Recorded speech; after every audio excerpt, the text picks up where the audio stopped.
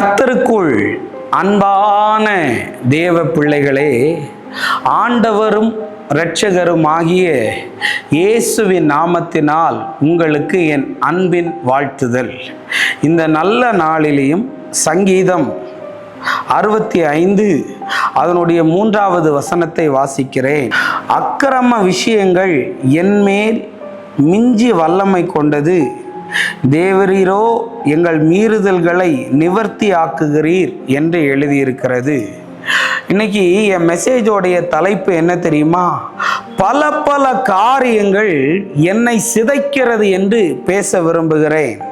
தாவீது சொல்லுகிறார், அக்கிரம விஷயங்கள் என்ன மிஞ்சி வல்லமை கொண்டது என்று எழுதியிருக்கிறத பார்க்க முடியும். அப்படின்னா என்ன அர்த்தம் தெரியுமா தேவ பிள்ளைகளே? இவன் விடணும்னு நினைச்சா கூட இவன் அது விடாதபடி இன்னைக்கு ஒரு நாள் இதை செய், இந்த ஒரு வாட்டி இதை செய்யு, அவரை மீறி அன்கண்ட்ரோலா போயிட்டு இருக்கிறான் சில சூழ்நிலை. நீங்க நிறைய பேர் பார்த்துருக்கீங்களா? நல்ல வாலிப பையனா துடுக்கா மினுக்கா இருப்பான். ஆனா அவன் பாருங்க, குடிச்சு குடிச்சு குடிச்சு குடி இல்லாம இருக்க முடியாது, கை நடுங்குது நிறைய பேருக்கு. சிகரெட்டு, இன்னைக்கு ஆண்களை விட பெண்கள் டிசைனா சிகரெட்டை பிடிக்கிறாங்க. அவங்களால விட முடியல. தவறான படத்தை பார்க்கறத விட முடியல. அவங்க விடணும்னு நினைச்சா கூட அவங்கள அது விட முடியாதபடி என் மேல் வல்லமை கொண்டதான். எல்லாமே கண்ட்ரோலோட இருக்கணுங்க. என் மேல வல்லமை கொள்றதுன்னா அதுக்கு பேர் என்ன தெரியுமா? இச்சைன்னு அர்த்தம். என்னை அக்கிரம விஷயங்கள், இன்னைக்கு எதுல எல்லாமோ நிறைய பேர் மாட்டிக்கிட்டு இருக்கிறான். எதுல எல்லாமோ மாட்டிக்கிட்டு இருக்கிறான். ஆல்கஹால், விதவிதமான போதை பொருள். நிறைய பேர் சினிமா பாட்டை கேட்கலன்னா அவங்களுக்கு ஒரு மாதிரி இருக்கும், தியேட்டருக்கு போகலன்னா ஒரு மாதிரி இருக்கும், அவங்களுக்கு அந்த டிஷ்ஷை அந்த சாப்பாடு இல்லைன்னா அவங்களுக்கு ஒரு மாதிரி இருக்கும்.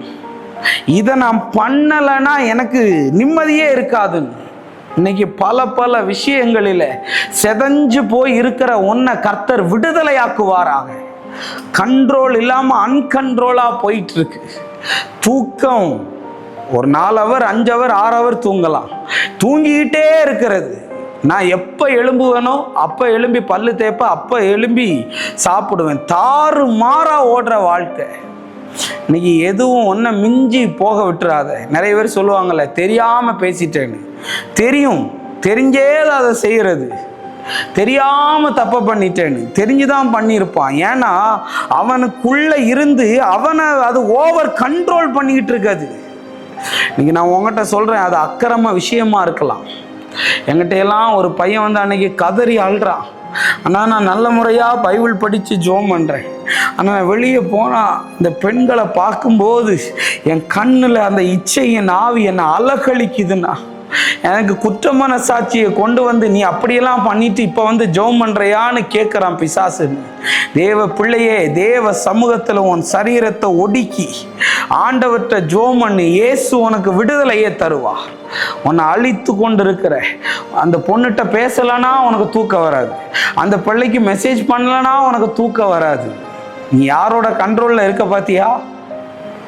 அதனால தயவு செஞ்சு சொல்கிறேன், உன்னை மீறி எதுவும் நடக்காதபடி பார்த்துக்கோ. கர்த்தர் உனக்கு உதவி செய்வார், பலனை தருவார், தாண்டி செல்ல ஜெபம் பண்ணும். அன்பான ஆண்டவரே, இந்த நேரத்திற்காக நன்றி. ஆண்டவரே, நீங்கள் எங்கள் கூட பேசின நல்ல வார்த்தைகளுக்காக நன்றி. இந்த பிள்ளைகளை மீறி வல்லமை கொண்டிருக்கிற எல்லா சத்துருவனுடைய கிரியைகளையும் அழிப்பீராக. இயேசுவின் நாமத்தில் வேண்டுகிறேன் நல்ல பிதாவே. ஆமேன், ஆமேன். God bless you. கர்த்தர் உங்களை ஆசீர்வதிப்பார்.